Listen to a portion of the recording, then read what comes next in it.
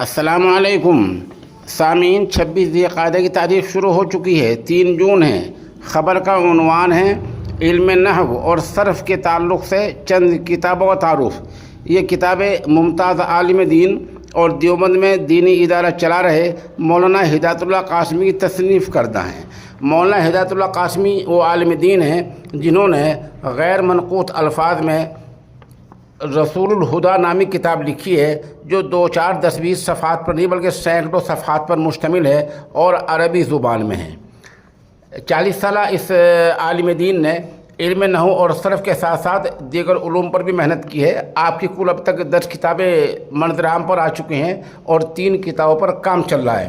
बहरहाल मैं ज़्यादा कुछ न कहते हुए ये तारुफ़ कराया है एक दूसरे अरबी ज़ुबान के अदीब और माहिर आलिम मुफ्ती रियाजुद्दीन नानोतवी ने कराया है। मुफ्ती रियाजुद्दीन नानोतवी कासमी हैं और माशाल्लाह इल्मी सलाहियत के हामिल हैं और इस नामानगार की ख़ास दरख्वास्त पर उन्होंने ये तारुफ़नामा पेश किया है। बिस्मिल्लाहिर्रहमानिर्रहीम। अल्हम्दुलिल्लाहि रब्बिल आलमीन वस्सलातु वस्सलामु अला सय्यिदिल अंबियाइ वल मुरसलीन सय्यिदिना व मौलाना मुहम्मद व अला आलिहि व सहबिहि अजमईन, अम्मा बाद। बंदा रियाजुद्दीन नानोतवी अर्ज़ गुज़ार है। अभी हाल ही में मेरे पास हज़रत मौलाना बिलाल साहब बिजरोलवी ज़ीदा मजदूहू की जानिब से चंद इल्मी सवालात आए हैं, जिनके जवाबात दिए जाने की मौलाना ने फरमाइश की है। सवालात बहुत अहम हैं और इंतहाई अहमियत के हामिल हैं, इसलिए मैंने ये मुनासिब समझा कि उनके जवाबात बज़रिए ऑडियो बशक्ल ऑडियो दिए जाएं ताकि इफ़ादा आम हो। पहला सवाल मौलाना की जानिब से ये है,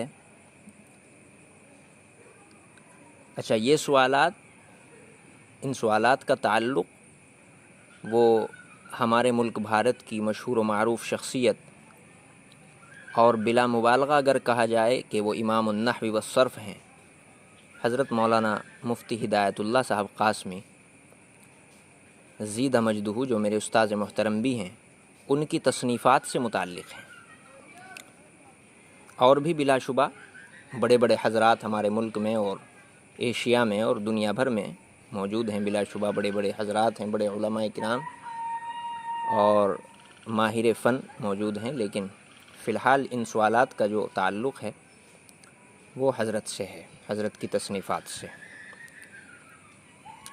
तो असल सवालात चूँकि तसनीफ़ात में फ़न नहव व सर्फ़ के सिलसिले में हैं, हज़रत की तसनीफ़ात तो 10 हैं, तकरीबन 10 किताबें अल्हम्दुलिल्लाह वो ज़ेवर तबाअत से आरास्ता हो चुकी हैं और मकतबात पर मौजूद हैं, मिल जाती हैं, दस्तयाब हैं। लेकिन ख़ुसूसन फ़न नहव व सर्फ़ में तसनीफ़ करदा जो किताबें हज़रत की हैं और जो 4 किताबें हज़रत की हैं, बाक़ूरतुन नहव और उसके बाद तिबियानुन नहव, फिर अन्नहवुल हादी और तहज़ीबुन नहव, ये जो हज़रत की 4 मशहूर और मुतदाविल किताबें जो फ़िलहाल अल्हम्दुलिल्लाह जिनको गोया ये कहा जाए तलक़्क़ी बिल क़बूल हासिल है और अहले इल्म के दरमियान उनको हाथों हाथ लिया गया है, उनसे मुताल्लिक़ ये सवाल है। पहला सवाल हज़रत मौलाना बिलाल साहब बिजरोलवी ज़ीदा मजदूहू की जानिब से ये है कि फ़न नहव व सर्फ़ की ज़रूरत क्यों है और ये किताबें तसनीफ़ करने की क्या ज़रूरत पेश आई, जबकि पहले से काफ़ी किताबें इस फ़न में, फ़न नहव में भी सर्फ़ में भी मौजूद हैं। ये बहुत बेहतरीन सवाल है और माक़ूल सवाल है, इसलिए कि हम देखते हैं कि हर मकतबे में, हर कुतुब खाने में तकरीबन बहुत सारी किताबें इस फ़न की मौजूद हैं। तो फ़न नहव व सर्फ़ की ज़रूरत क्यों है, ये जो सवाल है, इसके जवाब के सिलसिले में तो मैं एक सवाल ये करूँगा कि ज़रूरत क्यों नहीं है।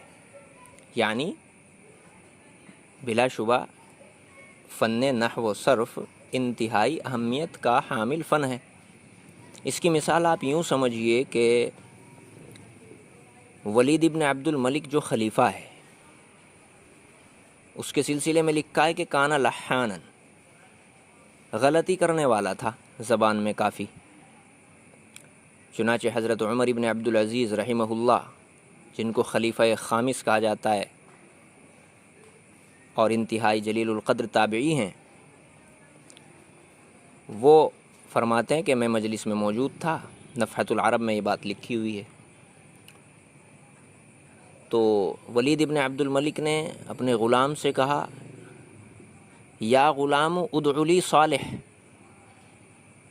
کہ اے غلام، اے لڑکے، میرے لیے صالح کو بلاؤ۔ صالح نام تھا کسی شخص کا۔ تو ادع لی صالحا، اہل علم حضرات بخوبی سمجھ سکتے ہیں کہ یہاں پر صالحا یا صالحہ، صالحا کہنا چاہیے ادعو کا مفعول بھی ہونے کی وجہ سے، لیکن ولید ابن عبد الملک نے یہ غلطی کی نحوی کہ مفعول بھی ہونے کے باوجود اس کو نصب نہیں دیا لفظ صالح کو، اور ادع لی صالح کہہ دیا۔ اب غلام بھی سمجھدار تھا، اس نے یہ تو نہیں کہا کہ حضرت آپ نے خلیفہ امیر المومنین آپ نے غلطی کی ہے، بلکہ اس نے آواز لگائی یا صالحہ، یا صالحن کہہ دیا اس نے۔ حالانکہ اب یہاں پر نحوی قاعدہ یہ ہے کہ یہاں صالحو ہونا چاہیے، یعنی ولید ابن عبد الملک کو ادعو لی صالحن کہنا چاہیے تھا، صالحن، اور غلام کو کہنا چاہیے تھا یا صالحو۔ تو ولید ابن عبد الملک نے صالحن نہیں کہا، صالح کہا، الف کو گرا دیا، اور غلام نے یا صالحن کہا۔ تو گویا کہ یہ زبان کی غلطی ہوئی، اور غلام نے یہ بتکلف ایسا کیا تاکہ ظاہر ہو جائے۔ اب ولید ابن عبد الملک نے ٹوکا، غلام سے کہا کہ انقض الفن، کہ الف کو گراؤ یا صالحن میں، یا صالحو کہو، صحیح جملہ یہ۔ تو حضرت عمر ابن عبد العزیز علیہ الرحمہ نے فرمایا کہ وَأَنْتَ زِدْ الفن، کہ آپ کو الف کا اضافہ کرنا چاہیے۔ یہ بطور نمونہ میں نے، یعنی ادعو لی صالحن کہنا چاہیے الف کے اضافے کے ساتھ، یہ بطور نمونہ اور بطور مثال میں نے بات بتائی۔ تو قرآن پاک، حدیث پاک، نبی پاک صلی اللہ علیہ وسلم کی زبان مبارک چونکہ عربی زبان ہے، اور عربی زبان کی فضیلت یہ روز روشن کی طرح عیاں ہے، یہ اظہر من الشمس ہے، تو بلا شبہ فن نحو و صرف کی ضرورت تو ہے تاکہ اس زبان کو اس کی اصلی شکل اور حیت پر رکھا جا سکے، اغلاط سے یہ زبان پاک رہے، عامی زبان کی طرح نہ ہو جائے جیسا کہ آج کل اہل عرب کی عامی زبان ہو گئی ہے، انتہائی اغلاط اس کے اندر در آئی ہیں، بلکہ ایسا لگتا ہے کہ وہ عربی زبان ہے ہی نہیں۔ تو اس لیے فن نحو و صرف کی بلا شبہ ضرورت ہے۔ یہی وجہ ہے کہ حضرت علی کرم اللہ وجہہ نے ابو الاسود علی کو اس پر مامور کیا، اور پھر یہ سلسلہ چلتا آیا۔ متقدمین و متاخرین حضرات نے اپنے اپنے دور میں اس فن پر خوب کام کیا ہے۔ علامہ سیبویہ ہیں، امام اخفش ہیں، اور زجاج ہیں، زمخشری، اور اسی طریقے سے بڑے بڑے حضرات، ابو عثمان مازنی اور اخفش وغیرہ۔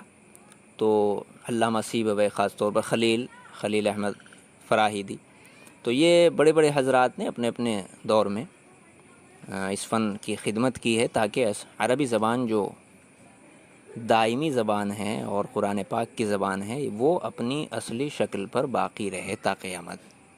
تو اس وجہ سے فن نحو و صرف کی تو بلا شبہ بہت زیادہ ضرورت ہے ہم طلباء کو اور تمام اہل علم حضرات کو، خاص طور پر فن نحو و صرف میں جو ہے محنت کرنی چاہیے اور صحیح طریقے پر اس کا علم حاصل کرنا چاہیے تاکہ عربی زبان کو صحیح طور پر اس کی اصلی شکل میں رکھا جا سکے اور سمجھا جا سکے۔ تو یہ بطور اختصار میں نے بات اس کا جواب دینے کی کوشش کی ہے۔ دوسرا سوال حضرت مولانا کی جانب سے یہ ہے کہ یہ کتابیں کیوں لکھی گئی ہیں؟ یہ بہت عمدہ سوال ہے اور معقول سوال ہے کہ جب اتنی ساری کتابیں لکھی گئی ہیں، فن نحو و صرف میں کتابیں پہلے سے موجود ہیں، تو اب ان کتابوں کی کیا ضرورت پیش آئی؟ اس کا جواب دینے سے پہلے میں یہ بتلانا چاہوں گا بطور تمہید کہ علامہ شامع علیہ الرحمٰن نے رسم المفتی کے اندر لکھا ہے کہ بسا اوقات کوئی فقہی مسئلہ ایسا ہوتا ہے کہ وہ اس کو نقل کر دیا یا کسی نے لکھا اس مسئلے کو، اور اس کے اندر تسامحاً بلا قصد اس سے سبقت قلمی ہو گئی، کچھ غلطی ہو گئی لکھنے والے سے، کسی جزئیے میں کسی لفظ کی تبدیلی کی وجہ سے ذرا سی کوئی اس میں غلطی آ گئی، جس کی وجہ سے وہ مسئلہ صحیح طور پر نہیں سامنے آیا۔ اب بعد میں اس کو نقل کیا جاتا ہے، کسی اور سے وہ مسئلہ معلوم کیا جاتا ہے، تو وہ اسی مسئلے سے مراجعات کر کے جہاں پر وہ لکھا ہوا ہے، پہلی مرتبہ لکھا تھا، وہاں سے مراجعات کر کے اس کو آگے نقل کرتا ہے، پھر اور آگے اس کو نقل کیا جاتا ہے۔ تو نسلاً بعد نسل اور جیلم بعد جیل، اسی طریقے سے وہ مسئلہ نقل در نقل ہوتا ہوتا اس غلطی ہی کے ساتھ کافی آگے تک پہنچ جاتا ہے۔ ایسا اگرچہ شاذ و نادر ہے، لیکن ایسا امکان ہے کہ ایسا ہو جائے۔ پھر کسی محقق اور مدقق کی تحقیق یہ ہوتی ہے، وہ اصل الاصل سے مراجعات کر کے اس کی تصحیح کرتا ہے اور اس پر تنبہ دلاتا ہے، توجہ دلاتا ہے۔ بعینہ یہی جواب فن نحو و صرف کے اندر سمجھیے کہ فی الحال جو موجودہ اور متداول کتابیں فن نحو و صرف میں ہیں، اردو میں خاص طور پر، بلکہ ہدایت النحو اور نحو میر وغیرہ فارسی، ان کو بھی شامل کیا جائے تو واضح طور پر ان مولانا مفتی ہدایت اللہ صاحب استاذ محترم کی کتابوں کے آ جانے کے بعد یہ بات سمجھ میں آتی ہے کہ بہت سی چیزیں وہ ہیں ان کتابوں کے اندر جو نہیں ہونی چاہیے، یعنی رطب و یابس اور مردہ لہجات اور بے فائدہ بہت سے قواعد فن نحو و صرف کی کتابوں میں در آئے ہیں، لکھ دیے ہیں لوگوں نے۔ وجہ وہی ہے، نقل در نقل۔ تو کسی عربی کتاب سے مطالعہ کیا، اس سے اردو کتاب میں اس کو نقل کر دیا، تو اس سے یہ ہوا کہ جو غیر ضروری قواعد، بلکہ بے فائدہ، بلکہ جو اب غیر صحیح ہیں، نادرست قواعد ہیں، جن کا استعمال ہی صحیح نہیں ہے، ان کو بھی ان کتابوں میں بعض میں لکھ دیا گیا ہے، جن کا حذف ضروری تھا، اور اس فن کی تہذیب اور تنقیح یہ ضروری تھی۔ مثال کے طور پر نحو میر کی ایک مثال لے لیتے ہیں۔ نحو میر میں ہے مشہور کتاب درسی، اور اس کے علاوہ بھی کئی متعدد کتابوں میں جو پڑھائی جاتی ہیں، ان میں ہے کہ ذو بمعنی الذی در لغت بنی طے، کہ لغت بنی طے میں، طے کے قبیلے کے زبان میں، لغت میں ذو جو اس کو اسم موصول کے معنی میں لیا گیا ہے، یعنی ذو کے اصل اور مشہور و معروف معنی تو والا کے ہیں، ایک شخص کے لیے بولا جاتا ہے، جیسے رجل ذو مال، مال والا شخص، لیکن در لغت بنی طے میں ذو بمعنی الذی ہے، یعنی جوکے کے معنی میں ہے۔ اب یہ بات لکھ دی گئی ہے اور اس کو پڑھایا بھی جاتا ہے، یہ میں ایک مثال بیان کر رہا ہوں، تو یہ بالکل خلاف استعمال چیز ہے۔ لغت بنی طے کا اس طریقے کا بالکل بھی کوئی استعمال اب فصیح عربی زبان کے اندر ہے ہی نہیں۔ ذو کو اگر کوئی شخص الذی کے معنی میں اب استعمال کرے گا، وہ بلا شبہ غلط جملہ ہوگا۔ کہیں اس کی مثال کوئی اس کا کسی ادیب نے، کسی معتبر عالم نے اس کو کہیں استعمال نہیں کیا، ذو بمعنی الذی کو۔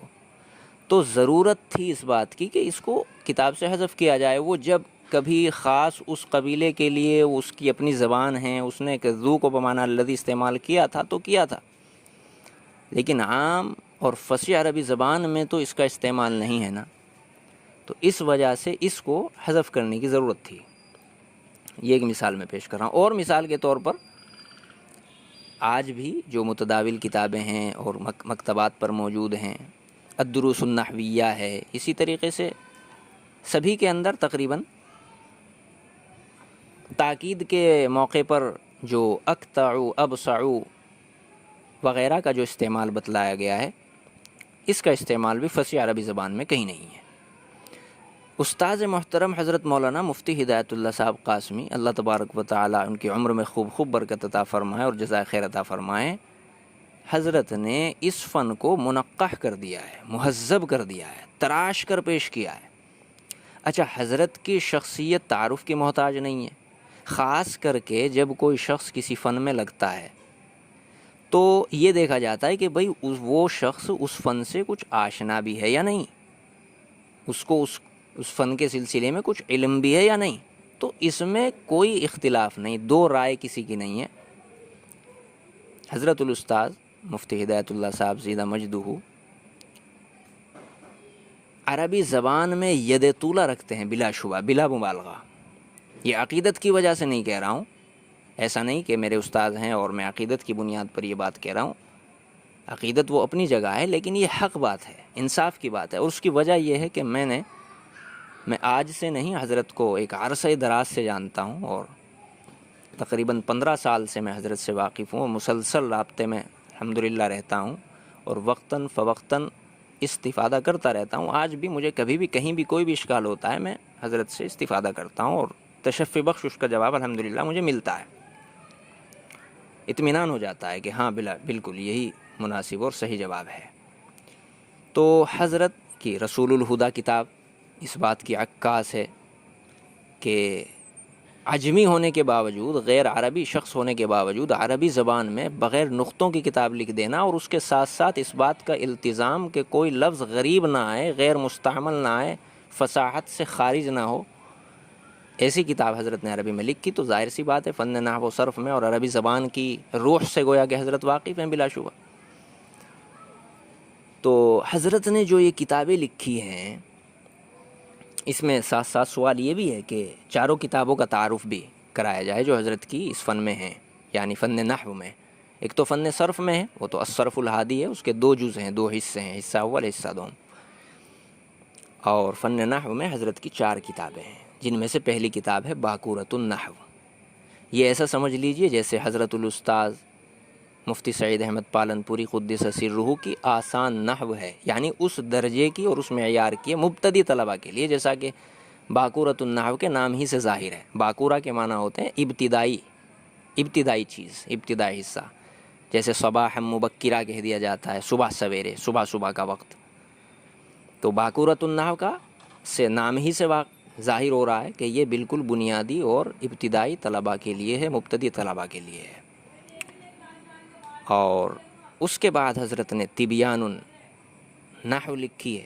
تبیان کے معنی بھی ظہور کے ہیں، بانا یبین بیانن و تبیانن کے معنی ظاہر ہونا، تو تبیان النحو کا مطلب ہو گیا نحو اس کے ذریعے ظاہر ہو جائے گی۔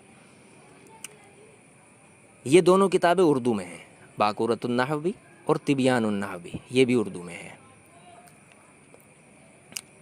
تبیان النحو ہی کے ہم پلہ اور ہم درجہ، بلکہ مماثل کہہ لیجئے، عربی زبان میں النحو الہادی ہے، جس کا ابھی جدید ایڈیشن آیا ہے، اور اس جدید ایڈیشن میں سابق ایڈیشن کے مقابلے میں کافی تبدیلی ہے۔ یوں سمجھیے کہ یہ بالکل الگ نئے طور پر نئی کتاب آ گئی۔ تو جن حضرات کے پاس مثلاً وہ سابق ایڈیشن پہنچا ہوا ہے، وہ اس کے بعد، اس سے استفادہ کرنے کے بعد یہ جدید ایڈیشن ان کو ضرور اپنے سامنے اور پیش نظر رکھنا چاہیے۔ کافی تبدیلی اور تغیرات حضرت نے سابق ایڈیشن کے مقابلے میں اس جدید ایڈیشن کے اندر کی ہیں، نحو الہادی عربی کے اندر۔ تو النحو الہادی عربی میں ہو گئی ہے، لیکن عربی سے اگر استفادہ مشکل ہو تو اسی کے لیے حضرت نے تبیان النحو اردو میں بھی لکھی ہے۔ اچھا، النحو الہادی کے ساتھ یہ بات عرض کر دوں کہ تقریباً 7-8 سال پہلے تو تبیان النحو نہیں تھی، لیکن النحو الہادی تھی، اس کا یہ پرانا ایڈیشن جو تھا اس وقت وہ موجود تھا۔ تو بندے کے، یعنی میرے ذہن میں اور یہ دل میں یہ داعیہ اور جذبہ اللہ تبارک و تعالیٰ کی جانب سے پیدا ہوا کہ بھئی النحو الہادی کی ایک اردو شرح ہونی چاہیے، اس لیے کہ اس وقت تبیان النحو نہیں تھی۔ اگر تبیان النحو ہوتی تو غالباً یہ تقاضا اور یہ داعیہ میرے دل میں پیدا نہ ہوتا، اس لیے کہ تبیان النحو پڑھنا یہ گویا نحو الہادی پڑھنا ہے، یہ اردو میں ہے وہ عربی میں ہے۔ لیکن اس وقت طبیان النحو نہیں تھی، تو میں نے اپنے سمجھنے کے لیے استفادہ صحیح طور پر ہو جائے اور اس کے چلتے میرا خود کا مطالعہ ہو جائے فن نحو میں، تو میں نے اللہ کا نام لے کر قلم اٹھایا اور الحل الوافی اس کا نام سوچا ہے۔ اسی وقت سے تقریباً یہ 7-8 سال ہو گئے اور انشاءاللہ یہ جلد ہی یہ شرح آ جائے گی۔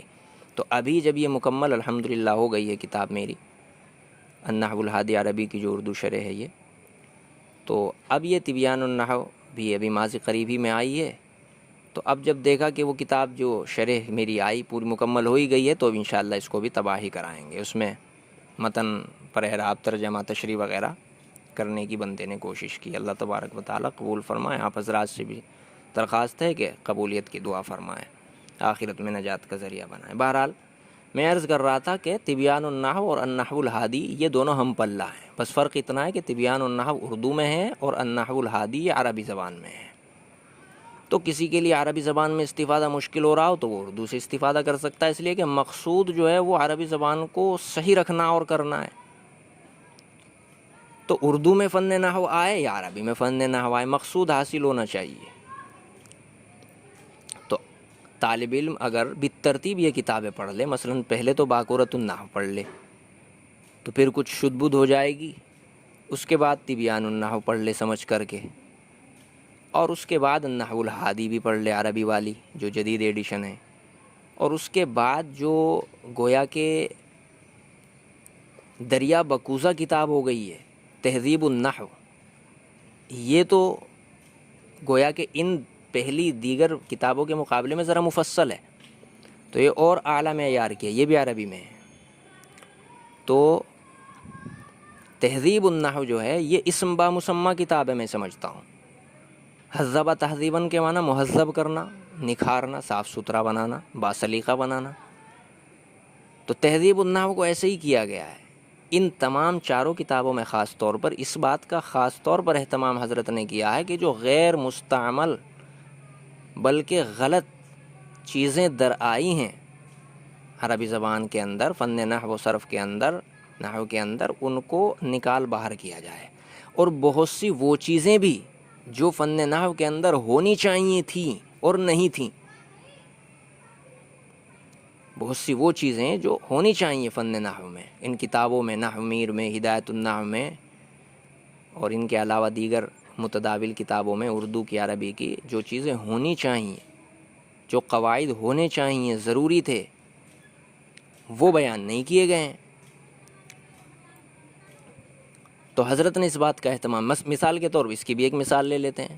مثال کے طور پر فلان اور فلانتو، تو فلانتن پڑھیں گے یا فلانتو پڑھیں گے، منصرف پڑھیں گے یا غیر منصرف، اس کا جواب حضرت کی کتاب میں ملے گا۔ اسی طریقے سے ابنن کے لکھنے میں غلطی کرتے ہیں، ابنن اور ابنتن کے شروع کا جو حمزہ وصل ہے یہ کہاں خطن یعنی تحریرن لکھنے میں لکھا جائے گا اور کہاں حذف کیا جائے گا۔ یہ کتاب عام جو کتابیں ہیں ان میں نہیں ہے، ہدایت النحو میں اور نحو میر وغیرہ میں اس کا کوئی قاعدہ نہیں ہے۔ حضرت نے اس کو بہت ہی اچھے انداز میں تمام قیود و شرائط کے ساتھ بیان کیا ہے کہ کہاں یہ حمزہ وصل ابنن اور ابنتن کے شروع میں لکھا جائے گا، کہاں نہیں لکھا جائے گا۔ بہرحال یہ ایک مثال تھی۔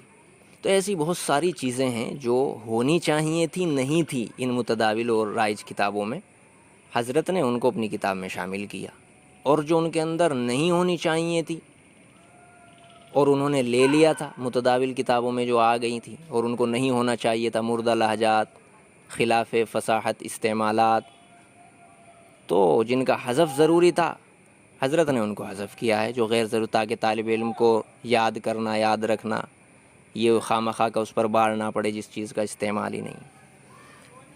تو یہ میں نے حضرت مولانا بلال صاحب بجرولوی دامت برکاتہم کے سوالات کا جواب دینے کی کوشش کی ہے۔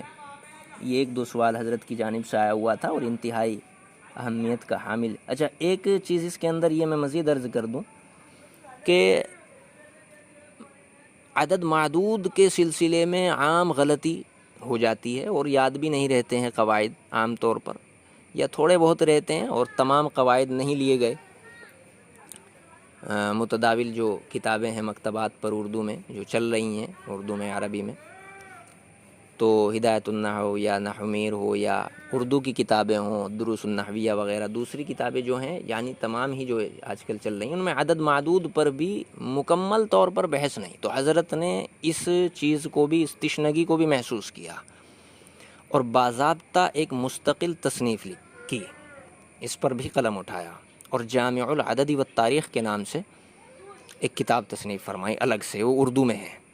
انتہائی جامع کتاب ہے، میں نے اس سے استفادہ کیا ہے. اس کے اندر نہ صرف اعداد اور معدود ممیز تمیز کی بات ہے، بلکہ سن، تاریخ ہجری، تاریخ عیسوی کو کیسے بیان کیا جائے گا عربی میں، کس پر کیا اعراب آئے گا، کیا طریقہ ہے، پھر 1، 2، 3 سے لے کر لاکھوں، کروڑوں، ملین، ٹریلین تک اعداد کس طریقے سے لائے جائیں گے، وزن، کلو، گرام وغیرہ کو کیسے بیان کیا جائے گا. تو جامع العدد والتاریخ بھی اسم با مسمى کتاب ہے، جامع کتاب عدد اور معدود کے سلسلے میں. تو میں سمجھتا ہوں کہ بلا شبہ ان کتابوں سے کوئی استغنا نہیں ہے اور استفادہ کرنا چاہیے بلا شبہ، اور بہت ہی عمدہ کتابیں ہیں.